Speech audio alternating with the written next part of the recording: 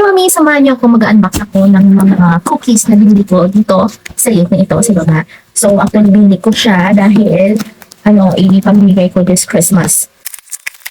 Actually, binili ko to during sa live ni Miss Ivana noong 12/8 dahil, di ba, may mga papiso siya na sino dito nanood ng live ni Miss Ivana dahil umaasa na magka-piso phone din.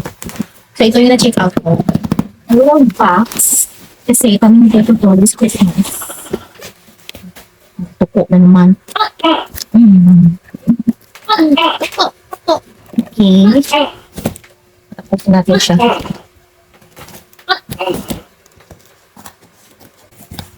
Ayan. Ayan siya. 2, 4. So, sa isang set, 10 box na cookies yung kinuha ko. Ipa-flash ko lang sa screen yung price or check nyo na lang sa yellow basket. Kasi syempre, iiba yung price. Kasi since binili ko to during live with Miss Ivana, so mas discounted siya, I think. Okay, so ayan. Ayan, ano ba? 2, 3, 4, 5, 6, 7, 8, 9, 10. Check natin yung flavor. So, merong dalawang milk biscuit. Assorted biscuit gifts, almost milk biscuit. So, medyo interesting to ha sa mga kids dahil numbers siya. Okay? Water cookies. Masarap ito.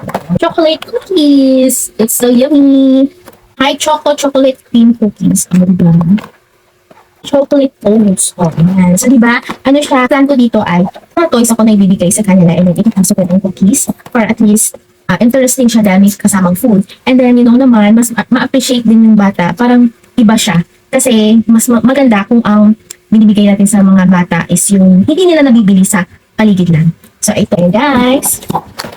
Hindi na kayo para sa inyong mga pamangkin, inaanak, kapatid, hasta yan.